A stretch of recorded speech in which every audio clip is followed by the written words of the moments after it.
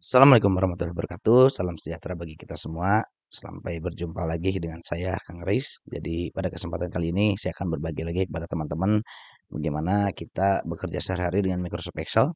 Ya, jadi bagi teman-teman yang pertama kali datang ke channel ini, mungkin di sini saya akan sampaikan bahwa channel ini khusus untuk menyampaikan berbagai video tutorial ya, baik itu dari penggunaan aplikasi ataupun dari teknologi digital lainnya. Oke, mungkin di video kali ini saya akan berbagi mengenai tutorial Microsoft Excel. Nah, adapun yang akan dibahas pada kesempatan kali ini adalah bagaimana kita merangkum suatu data ya berdasarkan kriteria tertentu. Nah, ada dua cara yang akan saya sampaikan pada kesempatan kali ini, yaitu yang pertama adalah penggunaan formula SUMIF atau yang kedua kita menggunakan sum product. Oke, kita langsung saja ke pembahasannya teman-teman biar nggak berlama-lama. Jadi di sini saya sudah punya contoh data, sengaja saya buat sesimpel mungkin, sesederhana mungkin supaya teman-teman bisa memahami dan juga mengerti maksud dari apa yang saya sampaikan. Jadi untuk di sini kita punya data tanggal ya. Jadi di kolom A ini teman-teman bisa lihat sini ada data tanggal dari tanggal 1 sampai 10, kemudian di kolom B itu ada data nilai ya. Jadi anggap aja misalkan di sini nilai itu ya bisa penjualan ataupun mungkin data jumlah atau kuantiti dan lain-lain ya. Bebas pokoknya teman-teman. Nah, di sini saya ingin menyampaikan maksud dari formulanya. Oke.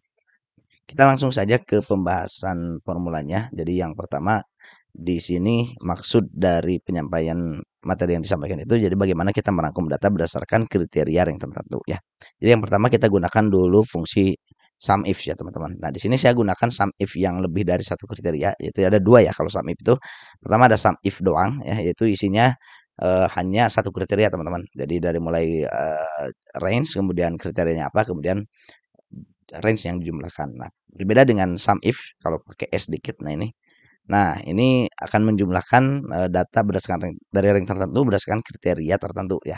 Nah, karena di sini kita ingin merangkum data.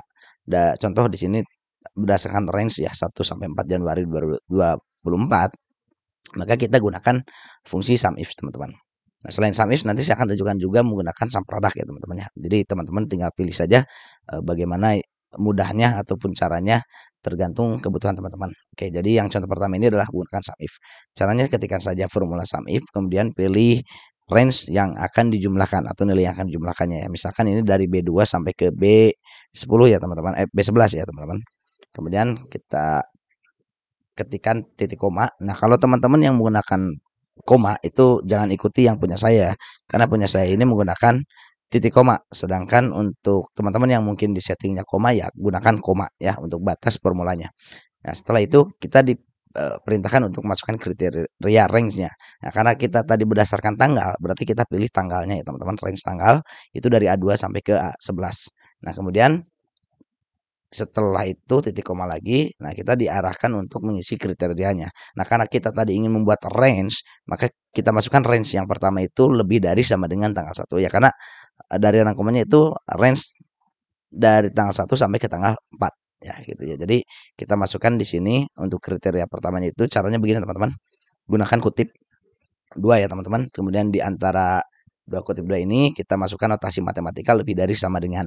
Oke, artinya nanti akan mengarahkan bahwa untuk range tanggal yang ingin dipilih itu adalah lebih dari sama dengan ya. Kemudian kita gunakan %, di sini atau tanda dan, yaitu ada di keyboard itu di number 7 ya teman-teman, pakai gunakan shift. Kemudian gunakan formula namanya date teman-teman. Karena kita kan tanggal ya. Di sini ini formatnya udah tanggal teman-teman ya. Date. Kemudian untuk date itu sendiri kita gunakan 2024. Bulannya bulan Januari. Kemudian harinya hari pertama. Ya, ini akan memilihkan logikanya nanti bahwa untuk setiap nilai tanggal yang lebih dari sama dengan ya di range ini yang lebih dari sama dengan tanggal ini, maka akan diberikan nilai true. Nah, untuk kriteria berikutnya kita batasi ranknya masih sama ya, rank tanggal ini. Kita ambil kriteria yang keduanya. Kemudian untuk kriteria keduanya itu karena tadi kita membuatnya ingin di antara 1 dan 4 ya, di antara sama dengan 1 dan 4, maka kita buat kriterianya juga sama. Ini teman-teman bisa kopikan saja ini ya, yang sudah kita ketikkan di sini kita copy. Nah, kemudian di sini teman-teman ganti notasi matematikanya karena di antaranya kurang dari berarti ya, kurang dari sama dengan ya. Jadi supaya datanya itu berada di antara rank 1 sampai dengan tanggal 4. Maksudnya seperti itu. Nah, ini yang tinggal dirubah adalah harinya. Harinya kita rubah menjadi tanggal 4, ya, kemudian kita tutup kurung. Oke, kita enter, maka hasilnya adalah demikian, gitu kan. Nah, ini menjumlahkan sama ya, 1 sampai tanggal 4. Nah, berikut pun sama ya dengan yang di bawahnya. Ya, ini kita copy aja. Ini karena tidak kita kunci ya. Jadi supaya diam nih si range-nya kita kunci dulu nih. Nah, si range-nya supaya diam kita kunci dulu. Nah, kemudian kita copy ke bawah ya, teman-teman. Nah, untuk yang ini kan 5 sampai tanggal 10 Januari ya, berarti tinggal ganti saja ya, lebih dari sama dengan tanggal 5 yang ini berarti tanggal 5 sampai tanggal 10 Januari. Itu, teman-teman. Nah, ini hasilnya pasti sama. Oke. Nah, bagaimana kalau misalnya ingin apa namanya tuh di antara ya, bukan dari tanggal 1 ya, teman-teman tinggal ganti notasi matematikanya saja. Nah, maka yang tanggal 1 ini tidak akan dihitung.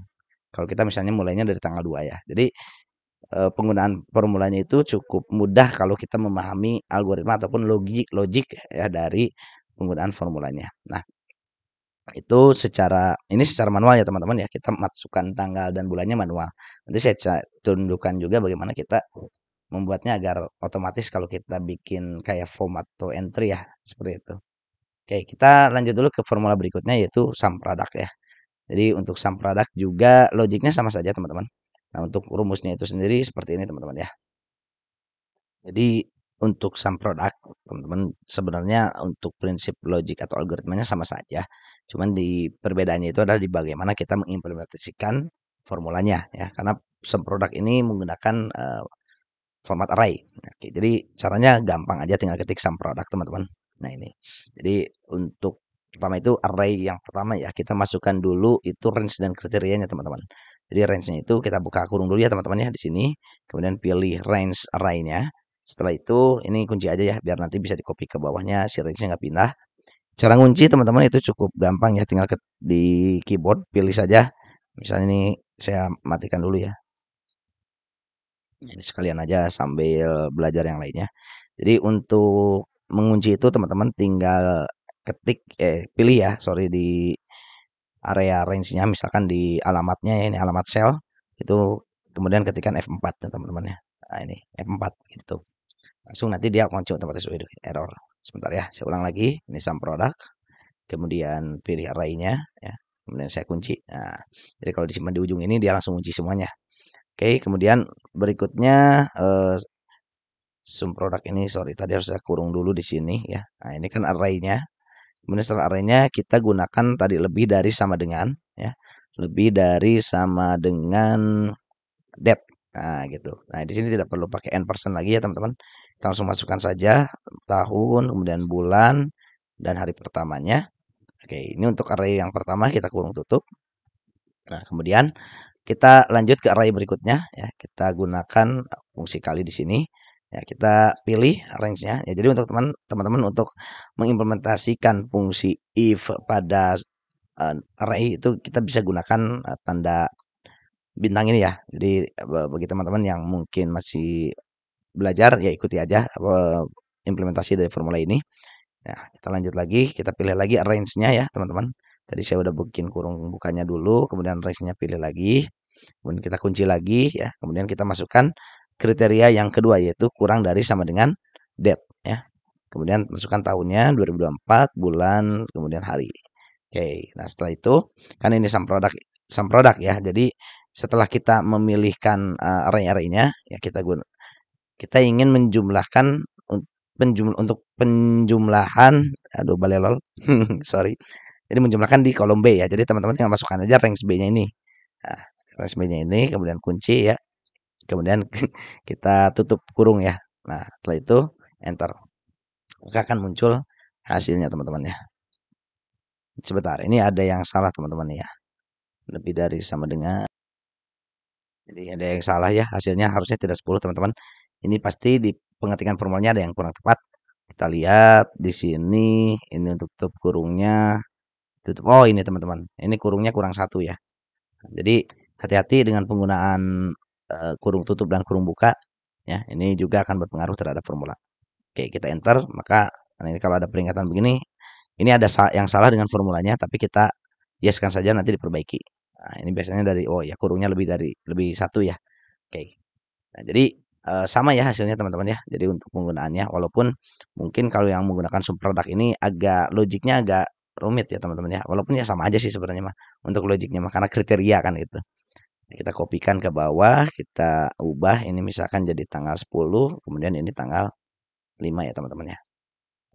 Hasilnya pasti akan sama ya. Jadi itu cara untuk menggunakan sum if dan juga sum product. Nah, bagaimana teman-teman kalau misalnya kita ingin buat secara biar otomatis gitu ya. Ya, jadi ini saya hapus lagi, kemudian kita ubah di sininya mungkin di sini tanggal ya atau range tanggal yang ingin kita cari.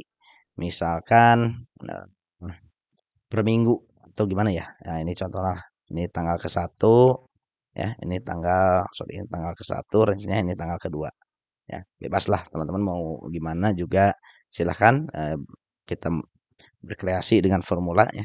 Nah, jadi misalkan di sini kita ingin tanggal 1 Januari ya. Atau biar formatnya sama, ini saya copy dulu. Pintar ya teman-teman. Kita rapikan dulu biar gampang dibacanya. Ini samakan saja. Ini kalau mau nyamain ini tinggal begini saja teman-teman, nyamain kolom ya. Nah, ini tanggal 1 sampai tanggal 4 ya tadi ya. Nah, tanggal 4 ini tanggal 5 sampai tanggal 10 ya teman-teman. Nah, gitu. Nah, lalu bagaimana kita mengimplementasikan formulanya? Sebenarnya secara logik sama aja. Kita contohkan dulu dengan yang sum if ya, sama dengan sum if. Nah, kemudian sum range-nya kita pilih ya, sum range-nya itu dari B2 sampai B11 kita kunci saja. Kemudian untuk kriteria range-nya ya ini teman-teman. Tadi untuk penggunaan sum if itu ya kita pilih juga sama ini range tanggal yang untuk menjadi dasar kriterianya.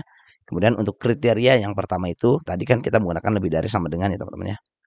Lebih dari sama dengan kemudian pakai n kemudian date ya. Nah, untuk date-nya itu sendiri teman-teman di sini kita nambahin lagi namanya formula lagi ya. Jadi kita balikan dulu ini ke number bisa begini nih teman-teman, saya biasanya begini number value.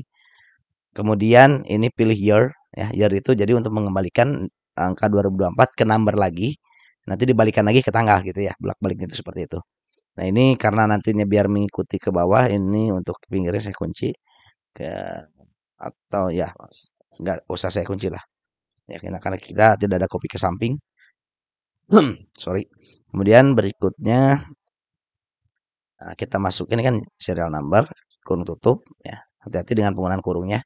Kemudian untuk bulannya ya kita pakai number value lagi. Jadi number value ini fungsinya adalah untuk mengembalikan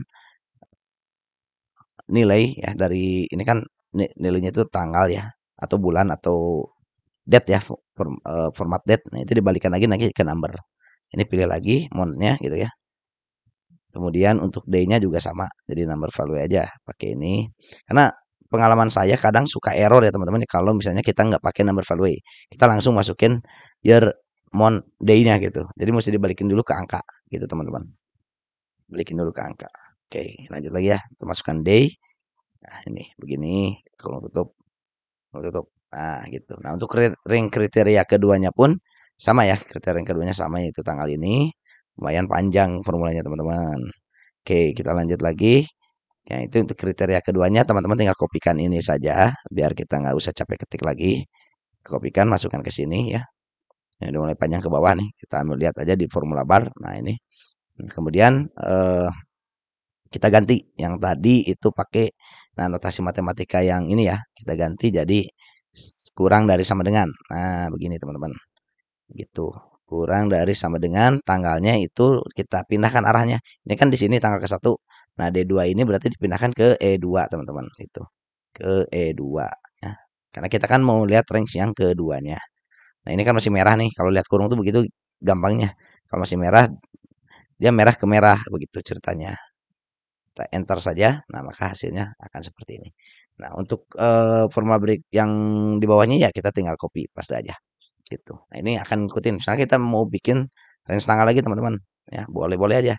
Misalkan dari tanggal 3 ya, 3 bulan 1 sampai ke tanggal 7 bulan 1 misalkan. Nah, begitu. Jadi otomatis nanti ya akan menghitung sesuai dengan range tanggal yang kita inginkan ya. Misalkan kita ingin tanggal 1 sampai tanggal 9 bulan 1 ya. Ini formulanya ikuti juga. Nah, ikutkan juga. Seperti itu teman-teman. Cukup gampang kan teman-teman ya? Untuk produk pun sama ya teman-teman ya, di sini saya kalau jelaskan terlalu panjang nanti videonya. Jadi minimal durasinya memang kurang dari 10 menit ya, ini udah 8 menit takutnya nggak cukup. Jadi, demikian teman-teman bagi yang ingin bertanya ataupun berkeluh kesah mengenai pekerjaan, di pekerjaan kesulitan untuk menggunakan Microsoft Excel ataupun yang mau tes, silakan ya ketik saja di kolom komentar. Mungkin kalau saya bisa membantu, saya akan coba buatkan videonya juga untuk menjawab setiap pertanyaan dari teman-teman. Sekian, untuk video kali ini semoga bermanfaat. Billahi taufiq wal hidayah. Wassalamualaikum warahmatullahi wabarakatuh.